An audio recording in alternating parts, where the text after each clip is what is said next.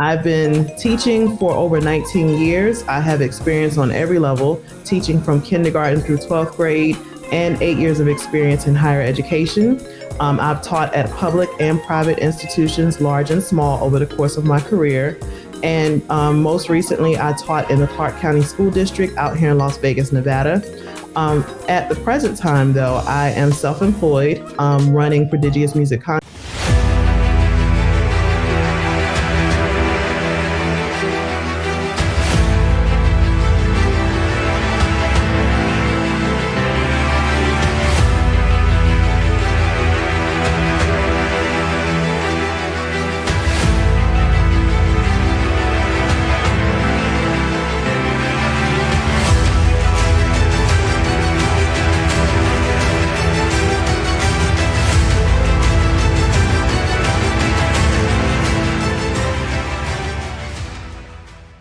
Hello, everyone. Welcome to the Career Education Learning Center podcast. I'm your host, Mitchell Rivers.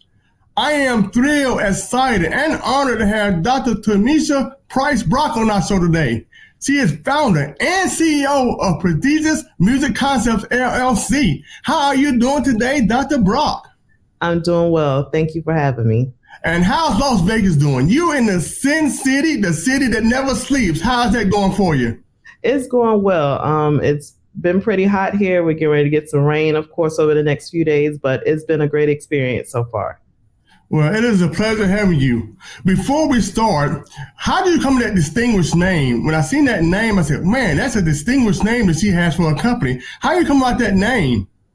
Just brainstorming and talking with my brother. We always bounce ideas off of each other. My company originally started as Alumnus Professional Education Services years ago in 2011. And just over the years, I decided to change it to a more functional name. It went to Prodigious Concepts, LLC, and then I merged with my business partner, and we renamed it Prodigious Music Concepts in 2020. That is fantastic. Well, Dr. Brock, can you tell us a little bit about yourself and your current career path at this time? Yes, I'm a native of Carrollton, Virginia, and I have degrees in music education. My bachelor's of music degree I received from Virginia State University in 2005. Mm-hmm. I received a master of music education degree from Norfolk State University in 2011. And a PhD in music education with additional studies in educational research methodology from the University of North Carolina at Greensboro in 2020 in the heat of the pandemic. I've been teaching for over 19 years. I have experience on every level, teaching from kindergarten through 12th grade and 8 years of experience in higher education. I've taught at public and private institutions, large and small, over the course of my career. And most recently, I taught in the Clark County School District out here in Las Vegas, Nevada. At the present time, though, I am self-employed, running Prodigious Music Concepts, LLC.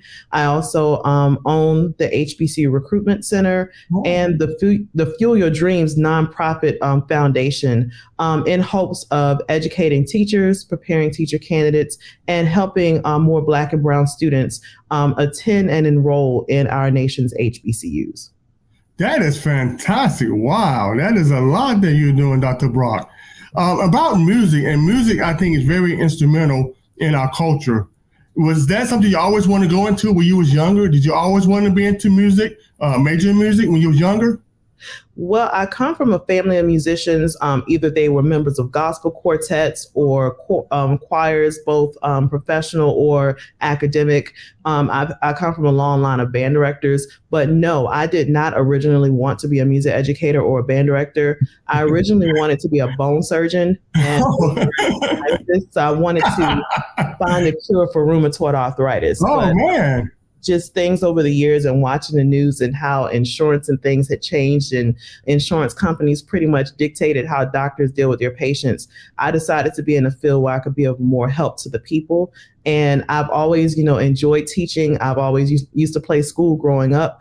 And so I felt it was natural for me to combine my love for education and my experience being in the band program since fourth grade and just combine that into a career.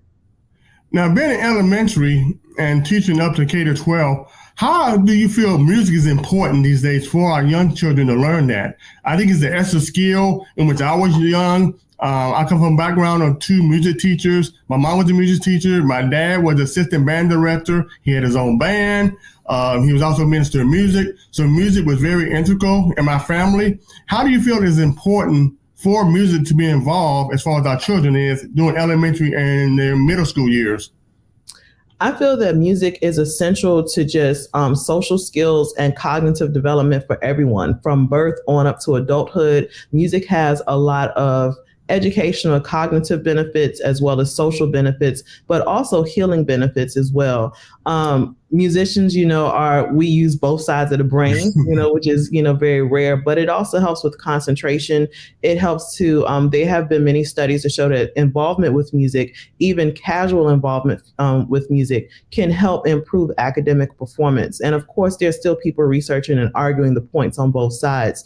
But most importantly, music allows you, it is judgment free. It allows you to express yourself when you cannot find the words to express yourself. It is an area where everyone can connect to and relate to. We're connected through every culture, no matter where we are, through some form of music, whether we consider it to be traditional music or not. Every culture has something that is musical in it that connects us together. And it allows you to express yourself in your own way without restrictions. So I feel it is extremely important.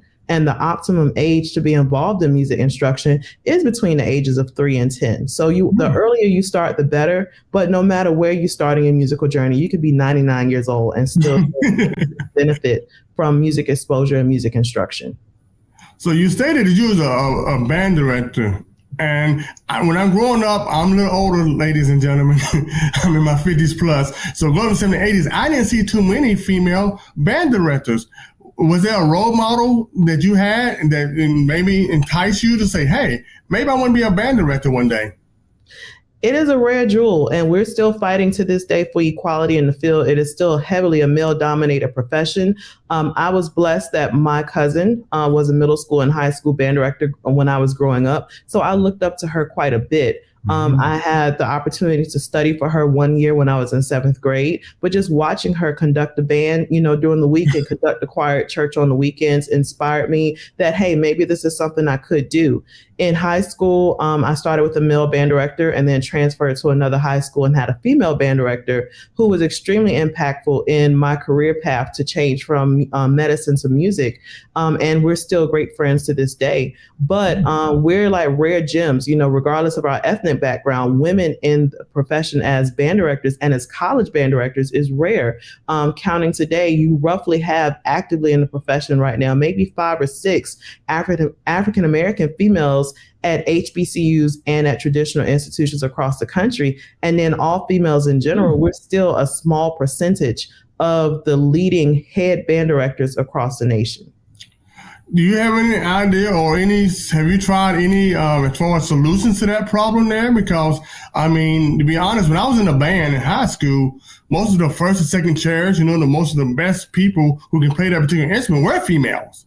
And is there a way that maybe we can transition to where those females may be interested in music education, get them interested, especially at the high school level, like, hey, major music education. There are many jobs and fields out there in music education. Yes, there actually have been some advocacy trends. I think the more people see people that look like them, I used to go places doing clinics and I'd have a lot of female students come to me afterwards and say, I'm so glad you're here. I never thought this was possible, but seeing someone that looks like me in a position that you're in helps.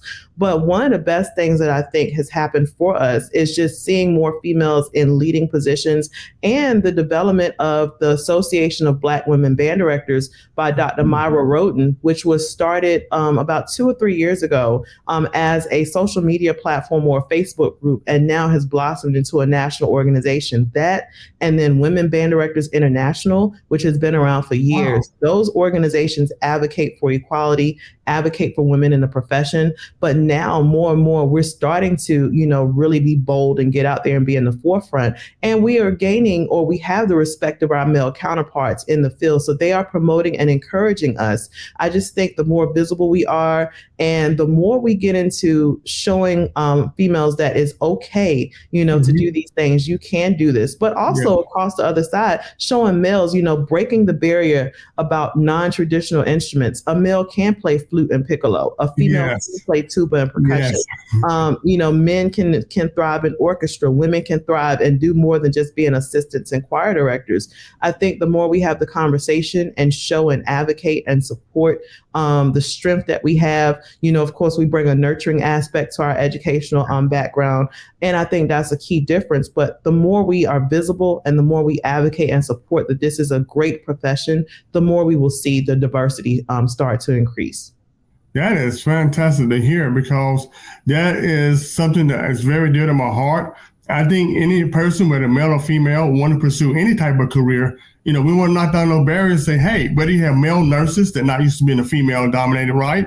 Or women trying to go into STEM program or music programs, One thing about the Career Education Learning Center, we always want to promote as far as different careers in which young people can go into. And high school band is one that I was into. How do you feel about band camps? Is that a way to really hone in and get those children or the kids and able to increase their ability in music?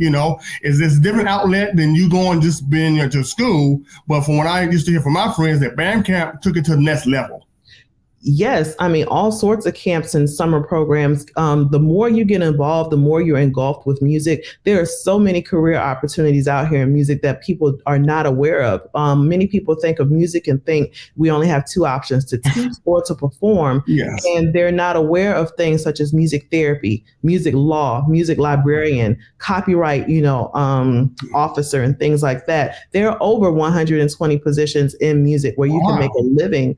And there are other non-traditional jobs in which they're looking for people with music degrees. Even positions such as NASA and other science and STEM positions also benefit from having someone on their staff that has a musical background, especially when you're talking about sound frequencies and talking about just how people perceive different sounds, in the medical field, work with students with autism and just being able to partner with a music therapist. Those are things that, if you're not aware of those, then you wouldn't know that that's a career path that can make you six figures a year. Band camp and summer programs, summer enrichment programs, honors opportunities throughout the year, whether it be on a state, regional, or local level. Those are key things for our students and our instructors to encourage students to get involved in and for parents to support. Don't be afraid to step out there and audition for something. Even if you don't make it, there's learning, there's mastery in the learning, there's mastery in the experience. If you don't make it, at least you've been through the experience. You know now how to handle your anxiety, but now you also know how the process works so that you can go back and work and develop even better for the next opportunity. So yes, those summer camps, whether it be on the high school level or the college level, I would say, reach out to those directors and just say, hey, can I come out and view your program? Can I come out and sit in on your program? And you'd be surprised that they'd be open, welcoming to you. And in turns, they're looking at you too, because they're trying to recruit for their program. So the more they see you, the more they take an interest in you and them is going to create a lifelong partnership and an academic and scholarship opportunity as well. Well, that comes a great segue as far as talking about internships, because there's a lot of music majors in college. I see a lot of bands, and I love the band at halftime, especially at HBCUs. And I'm just wondering, how important is the internship with music? I know I'm a business major, and so when I was a business major, they talked about internships as far as working in banking and finance and marketing. So how important is internship as far as obtaining an internship in music? It's extremely important, and that's my current platform now with Prodigious Music Concepts. I train teachers for a living. There is a great teacher shortage, a growing teacher shortage, once again, across the nation in all fields, but especially in music. But one of the issues we have is that this demand is greater than the supply. Our teachers or our music teacher candidates are having a hard time passing their certification exams. It's not just music, it's other fields too, but rarely do people talk about and provide supports for music, and that's where I come in. Internships are important. I always, my platform now is how to become a professional. I did a webinar a couple of weeks ago called So You Want to Be a Music Major. And I had some key panelists representing universities and representing professional musicians to say, hey, if you want to have a career in music, this is exactly what it's going to take to get you there. We don't have those conversations often enough. And the conversation about internships is not just for business majors. as a musician, as a music educator, internships are so important and important to start early. We are a professional degree program, and the only way you gain experience is to get out there and apprentice with someone, get out there and mirror someone, get out there and shadow someone. So internships are extremely important to being comfortable and confident in your field, because we're thrown in the fire on the first day. As a music educator, you're expected to be an expert your first day. As a performer, it's no opportunity for, give me a couple of weeks to rehearse this and then I'll be ready to go. You're expected to perform in 2 hours, seeing the music many of the times. So internships are important. Training early, understanding that if you're not a music educator, if you're like a performance major or a business major, sound and recording technology major, you're self-employed when you graduate. So you have to be able to navigate internships and build partnerships before you graduate so that you know how to conduct business. You have to go out and seek out opportunities because you're responsible for your own salary. You're responsible for your own health insurance. Whereas education majors, a lot of the times, if you get attached to a school system, they're paying for your health care. They're helping you to set up your retirement benefits. They're doing a lot of that for you, even though you're contributing out of your paycheck. A lot of it is built into your package. Other majors don't have that benefit in the music field. So you have to know how to navigate that. And internships will help you to do just that. Man, so is that why you went to your own company, your own entrepreneur? Sorry about that, ladies and gentlemen. Your own entrepreneurial spirit. Is that why you did your own for the entrepreneurship? Did you decide to go into your own business? Yes, that was the primary fuel for this. It's a much needed area, and I felt that I could address the need and close the gap. I sat by in undergrad and grad school and watched too many of my classmates not make it. They could have been great band directors, great choir directors, but because they couldn't pass the test, they ended up taking whatever job they could take or switching their careers altogether just to graduate from school. And to this day, they're not in the field of music, which was their heart's passion. I've sat by and watched too many students graduate in other fields and not make it or not sustain because they did not have the background of foundational knowledge that they needed to provide certain things for themselves or have certain knowledge before they graduated. So I started this company to fill in the gap and to provide a much needed resource to all of our people. My success rate is very high with helping teachers pass those certification tests where, they've had barriers. That test is $150+ each time you take it. So you've had people paying mortgages trying to pass the test, taking it 15+ times. And so I helped to bridge the gap to help get them past that so that now they can get a full salary. I've helped, you have this degree just with career consulting. What are you trying to do? What is your ultimate goal? And this is how you can get there. These are who you need to have in your arsenal as key people to contact at all times. These are the type of people you need to associate with or people that you need to know. So yes, my company, the sole purpose for founding this company and for running it the way that I do now is to help fill in the gap and to help provide the information that's not available anywhere and make it a one-stop shop. So you don't have to, sometimes we're so guarded with our information. We don't like to share it. And it's almost still like that crabs in a barrel mentality. We have, the more we give, the more we help others succeed, the more we're going to succeed. And it's enough success for everyone to have some. So that's why I started my company. That is fantastic. Well, do you have any advice or suggestions to young people who want to get into music? Yes, start early, no matter. And I know sometimes students usually don't have a control over when they start their musical experience, depending and just being honest, music education in our country is so underfunded in many of our school districts.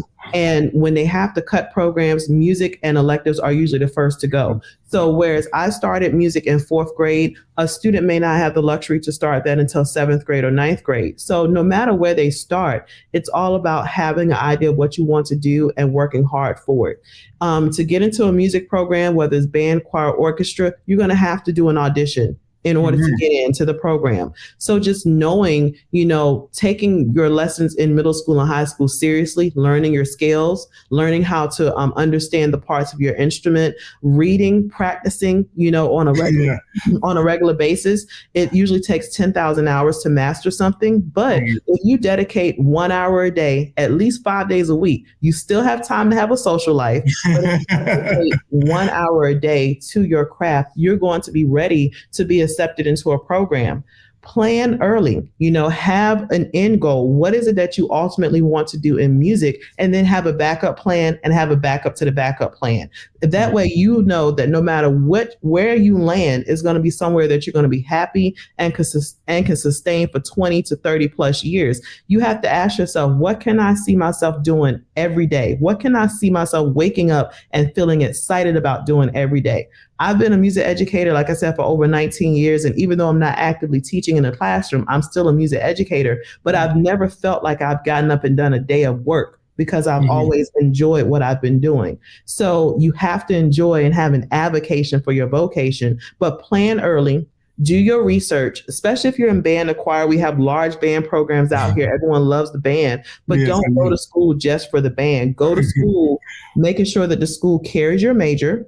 Right. And that you have a mindset that you are a student musician, not just a band member or a choir member, and that you're going with the mindset to graduate and use that as a stepping stone to get to your ultimate career goal. So plan early. I encourage parents, though, we cannot do this without parent, family, and community support. Parent support. I know that sometimes our living conditions may not allow us to practice, whether we're in an apartment or we may not be allowed to practice because of noise ordinances and things like that, but still encourage to do mental imagery, encourage students to sing through their music, support them in practicing the good and the bad. Not everyone's going to sound like, Kenny G and Beyonce when they start out. There are going to be some bumps and creaks. There are going to be some squeaks and squalls. There are going to be some unpleasant sounds coming from those instruments and from those voices, but encourage it and still cheer it on and nurture it, because that's going to be important to whether the student persists or not, or whether they grow up to give up on everything that they try. So it's important to support them through the good and the bad, and always take things as a learning opportunity.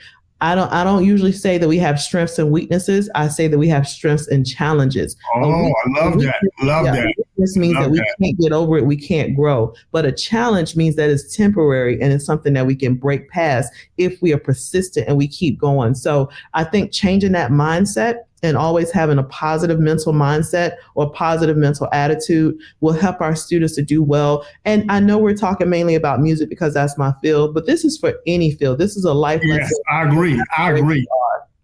I mean, Dr. Brock, you have been dropping nuggets. You are living water wisdom, my lady. You are living water wisdom today. I've learned so much. I don't want to end this podcast no time soon, girl. You're teaching me so much. I'm into it. And you're right. It goes to transfer across every line, every major in life, right? What you was talking about were life lessons. And I really appreciate that you coming on our podcast today and learning that. Because at the Career Education Learning Center, we want to make sure that students understand there are different careers out there. And the career you want to seek or you want to go to, not always popular with your parents, to be honest with you, right? If you say music, they're going to say, oh, what type of job you going to get with music, Because parents, they want their kid to have a secure job. Go in business, go in computing, right? Go in engineering, be a doctor, be a lawyer. But if a person has passion for something, they will succeed.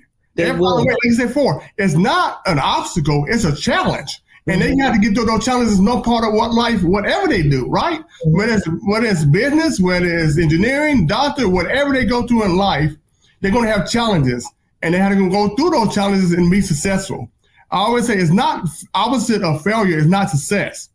It's getting to success, you will fail to get to success. Or they say you will fail falling into success. Everything's full of trials and tribulations. That's just part of life. Yes. But if it's something that you love, you will find a way to get through that. Oh, my goodness. It's been such a great podcast. Dr. Brock, if people want to get in touch with you, they want to learn about your business and your company and about music more, how can they get in contact with you? Yes. So on social media, you can follow me on Facebook or Instagram at Prodigious Music Concepts. PRODIGIOUS Music Concepts. And of course, through email, info@prodigiousmusicconcepts.org, or by phone 470-771-9447. That is my business cell. I tell you what, Dr. Brock she is fired up, got me fired up here. That is fantastic. And we will have all the information also on our website, Dr. Brock, and also any social media that we put this podcast on. Oh, I don't want to end today, but thank you so much, Dr. Brock, for coming on our show. It has been an honor and a pleasure. I'm going to take those living water of droplets and nuggets that you showed us and pass it on if you don't mind. Thank you. And it's been an honor for me to be here, and I would love to be back anytime. Oh, thank you. And you probably will be back. I guarantee that. And I would also like to thank our listeners and viewers today for joining me, Mitchell Rivers, on the Career Education Learning Center podcast, where we're making your career dreams a reality. God bless.